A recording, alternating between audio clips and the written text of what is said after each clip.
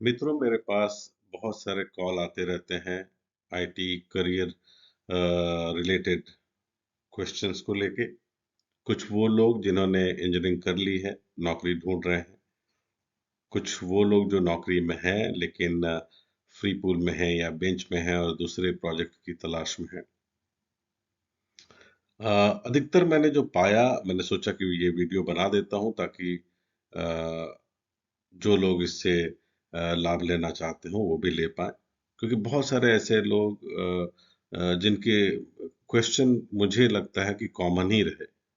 तो आज हम लोग जिक्र करेंगे सिर्फ फ्रंट एंड डेवलपर रोल के बारे में, या कैसे अपना करियर जो है फ्रंट एंड डेवलपर जैसा बनाए उसके बारे में। तो सबसे पहले अगर मैं बात करूं तो एक फ्रंट एंड डेवलपर के लिए ये चार चीजें कम से कम आनी चाहिए: HTML5, CSS3, जावास्क्रिप्ट और React.js। React.js और Angular दोनों फ्रंट एंड डेवलपमेंट में आते हैं। या तो आप React.js जाने या Angular जाने।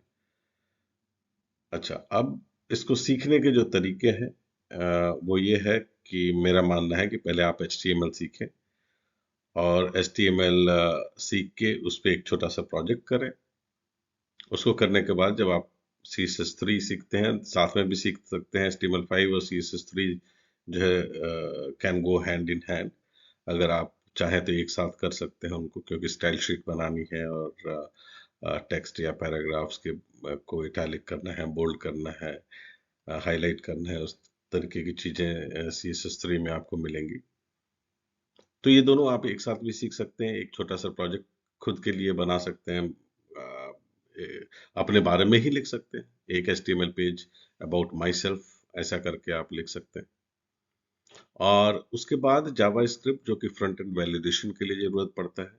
जैसे कि आपने देखा ही होगा, कोई भी एक छोटा सा लॉगिन पेज भी ले लें जिसमें एक लॉगिन आईडी मांगता है और पासवर्ड मांगता है, जिसमें कहता है कि login ID should be alpha numeric, या password should have at least one special character, one number, one capital. ये सारी चीजें जो है जावास्क्रिप्ट के द्वारा की जाती हैं और की जा सकती हैं। तो उसको अलग से किया, फिर तीनों को मिला के आप एक प्रोजेक्ट बनाए जिसमें कि HTML5 का भी यूज हो रहा हो, CSS3 का भी हो रहा हो, या जावास्क्रिप्ट का हो रहा हो।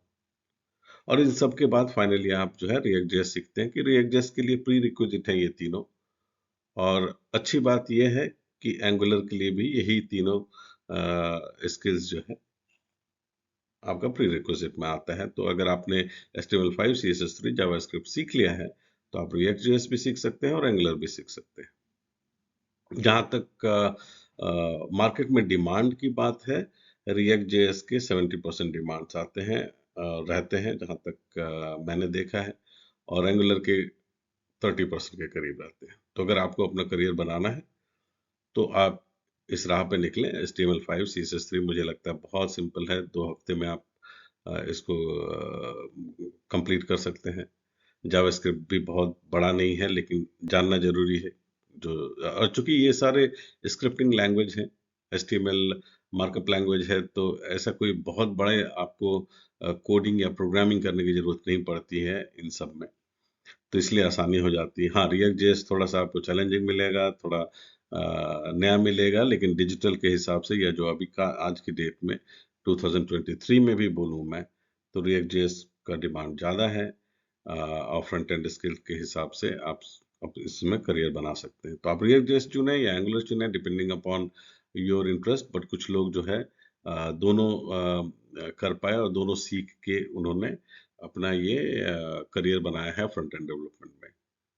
मुझे आशा है कि आप सबको ये छोटा ही सही बट ये वीडियो पसंद आया होगा, क्योंकि बहुत सारे लोगों के प्रश्न जो है इससे ही संबंधित थे। मैंने सोचा एक छोटा सा वीडियो बनाता हूँ आप सबके लिए, ताकि आप सब इसका लाभ उठा सके। बहुत बहुत धन्यवाद और all the best for your career.